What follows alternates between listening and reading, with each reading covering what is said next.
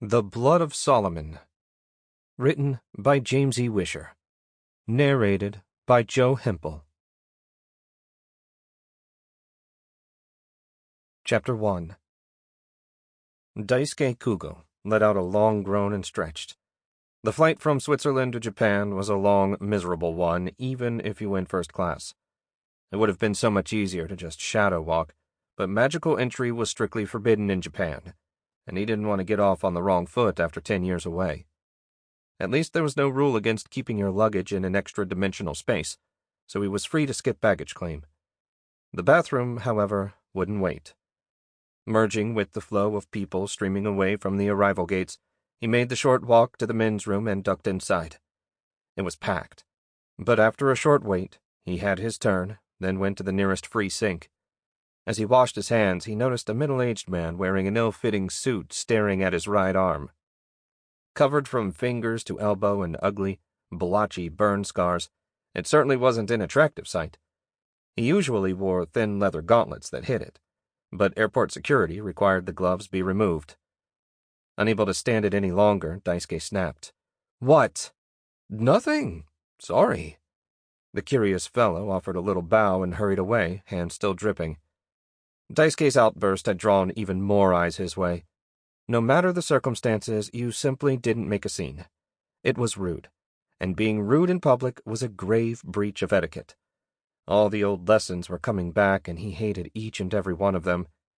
Drying his hands and going outside, he paused long enough to pull his gloves on. If customs wanted them off, he'd remove them when he had to. It should have been simple for a priest to heal his scars. The nurse at his old school had offered as soon as she saw them. The problem was that they were as much a curse as a burn. Besides, Daisuke would have refused even if healing was possible. They served as a constant reminder that his family, his face twisted in a bitter smile when he thought of those people as family, had cast him out at the first hint of failure. Well, to hell with them. He'd finish his job and be back in Europe by the end of the week. With any luck, he could just avoid them altogether. No doubt that would suit them just as well as it did him. Thankfully, customs didn't force him to take his gloves off, and after a quick scan of his passport, he was allowed to enter the country. Now to find a cab and get to his hotel. A hot shower would be most welcome. At the packed terminal, he swung past the vending machines and picked up a box of strawberry pocky before turning toward the exit. Halfway to the doors, he spotted a man in a white suit holding a sign with his name on it. Shit. Neither he nor his employer had arranged a limo, which meant his family must have found out he was coming and sent it. The only reason they would do that was because they wanted him to come to the family estate. And no way was Daisuke going to do that. He pretended not to see the driver and ducked outside. A row of 10 blue and black cabs sat parked and waiting to his left. He went to the nearest one and opened the back door. The driver immediately looked over his shoulder at his new fare. He had to be in his 60s, and wore a flat cap scrunched down so low on his forehead it nearly covered his eyes. "Where to?" "The Continental Blue Hotel." "I know it. Climb in." Daisuke did so, settling into the spotless back seat and glanced out at the ocean as they left the airport behind. It was a beautiful sight, with the sun glinting off the waves. Kurisato International Airport was built on an artificial island that jutted out into the Pacific Ocean. It was built after World War III decimated the country, though, to be honest, Japan had come through the war in better shape than plenty of other nations. At this point, North America was basically a mutant and monster-infested wasteland, and mainland Asia wasn't much better.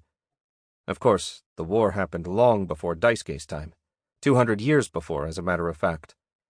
He yawned, happy to let random facts distract him from the limo driver waiting for him back at the terminal.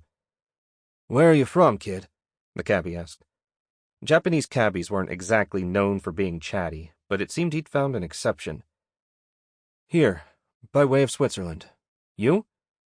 "Here. I retired last year. Took the cab driving job to get out of the house. It was that or the wife threatened to divorce me."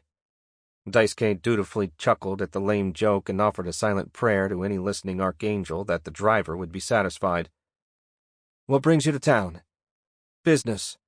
Maybe a one-word answer would get him to take the hint. "No kidding. Usually the business guys wear suits and are at least 10 years older than you. Must be a laid Sample complete. Ready to continue?